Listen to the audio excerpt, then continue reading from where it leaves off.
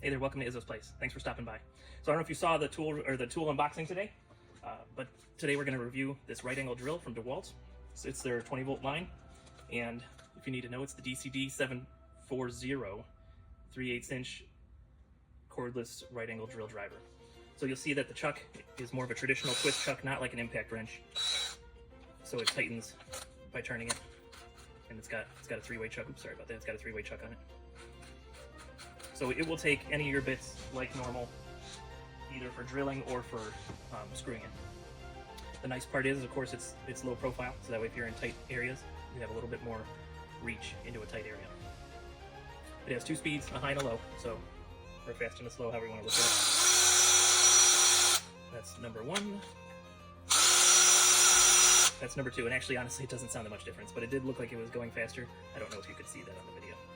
It does have a nice, easy start, so you can kind of control, what do they call it, variable switch trigger. So you can control how fast it goes when you're starting a pilot hole or if you're installing a screw.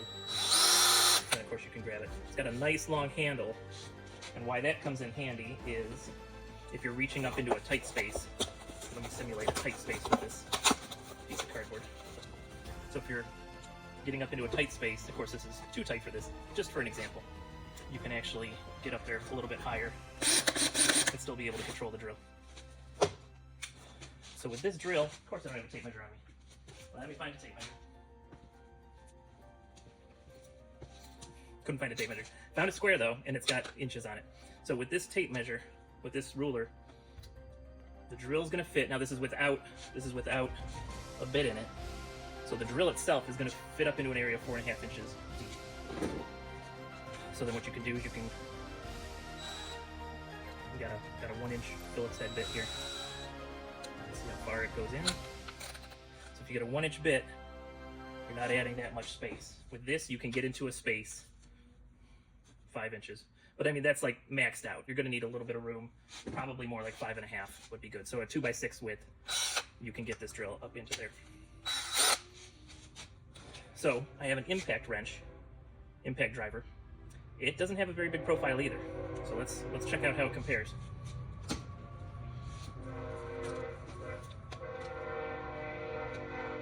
Alright, so here we are on the square.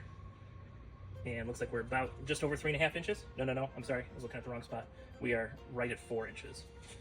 So the drill body itself is shorter, but then the way it takes in a bit is different from this chuck. So let's take that same 1-inch Phillips bit, see what kind of space it gives us. Okay, putting that bit in takes us up to 5.5 inches. So, and this might, is this a 2-inch bit? Maybe this is a 2-inch bit. I said that wrong, this is a 2-inch bit. So they do make a 1-inch bit, but a 1-inch bit doesn't fit very good in the impact driver. You can get away with it, but it really doesn't fit that good. So with a normal 1-inch bit, we're at 5 inches, 5.5. So with the 1-inch bit, we might be able to get it down to that same 4.5 that this was giving us. Now, so that's cool. So we have 2 different options for getting into a small space like that. If you need to get into a smaller space than that, you're gonna have to buy like an attachment with a right angle, which I have one somewhere. We'll review it another day. Or you would have to basically drill a hole. Like if you were working with floor joists, you'd have to drill a hole big enough to accept an extended bit to be able to drill into whatever joist you're trying to get into. The one advantage though that this has over this is that, so this, you can only get so far into there and still actually be able to control this, and at some point your battery's probably going to hit, so you're not going to be able to get up as far into a tight space as this. But with this, having a trigger that you can access at different heights, this is going to give you more access into a tight space before it hits your battery or the back of your wrist. This one actually came with this hook. I don't know if they all do, but this is nice just for being able to slip it onto your pants. Of course, you can't see it in the video.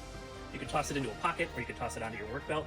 You can also hang it somewhere near your workbench if you're working in a shop, or if you're working on a workbench at a job site. It's got forward and reverse. Works well with the battery system. It's got a light. Shines where you're going to be working.